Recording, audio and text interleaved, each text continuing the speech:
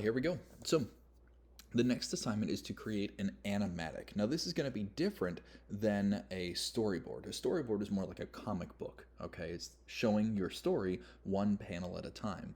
An animatic is somewhere in between animation and a storyboard. We have our character here. This is the Norman file, and you can see this attached into our folder there.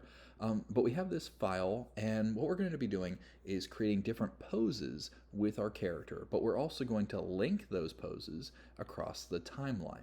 Now, we are not looking to create a number of different poses, hundreds and hundreds, not like that. We're not going to animate. Instead, what we're looking to do is just to create very powerful poses, things that would really convey the story. We might even choose to move the camera around a little bit so that we have some idea of what our story will end up looking like, okay?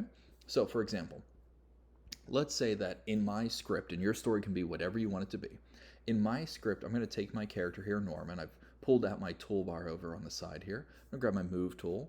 I'm just going to place him right so he's standing on the ground right there. Perfect. Okay, now let's say in my story, Norman is, I don't know, he's doing a jumping jack, right? Really easy. Okay, so I'm going to set up my keyframe, my animation here, this little dot, and that will automatically record any and all keyframes that I move Norman around. So whenever I move him up and down, it now creates a keyframe. So I now have my animation ready to go.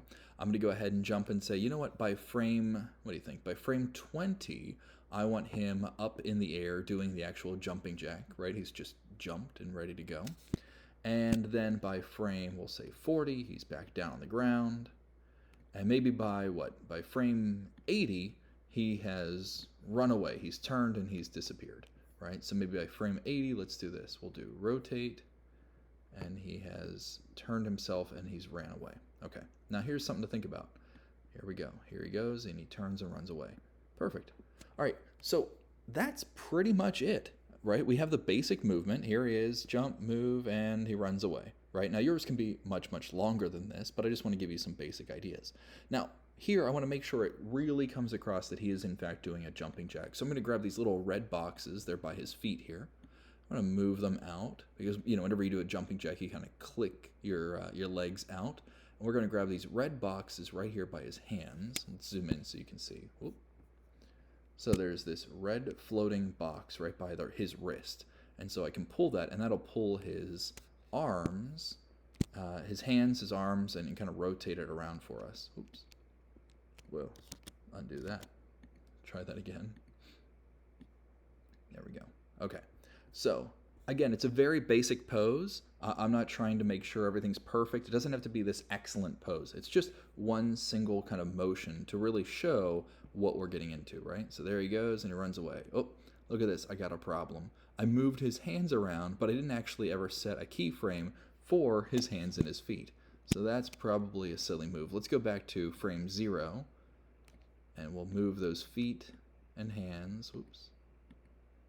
There we go. Move those feet and hands back where they belong, at his sides. And again, I'm really not worried about trying to make the perfect pose, right? I'm not trying to, put his hands in the correct position or anything like that. I'm not even trying to change his facial expressions. All I'm trying to do is get basically his limbs where I want them to be. So he starts out there, right? By frame 20, he does a jumping jack. By frame 40, we'll say by frame 40, he has landed. So his arms, whoa, broke his wrist there. All right, we'll move his arms back down. Again, I want to grab that red box, not the blue box.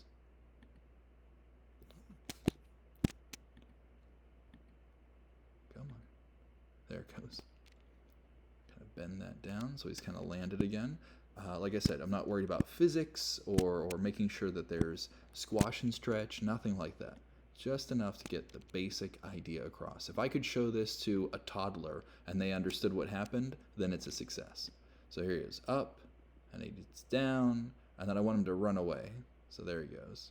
Right? Maybe in this pose right about here, if I really wanted to push it, right, I could kind of grab his legs, kind of bend them a little bit here. Kind of like he's in like mid stride. Something like that. Okay. That's it. Very basic, kind of rough posing, just so that we all get an idea. You know, he's running away now. He has done his jumping jack, and here he goes. Okay? Now, you're going to keep going with your story, telling the entire tale of whatever you would like to do, whatever your story, whatever the idea is that you have. Okay? Once you have that storyboard, once you have that kind of animatic, and again, you can see how very basic and kind of rough the animation is. But once you have that, there we go. You may want to also animate the actual camera. Now you can turn in your exported video, that's fine. Or if you'd like, you can just literally do File, Save As, and save this Blender file and submit the Blender file as your assignment. Both options work just fine, but if you have any questions, make sure to reach out to me or any of your other teachers. We're happy to help you, okay? All right, all the best, guys. See you soon.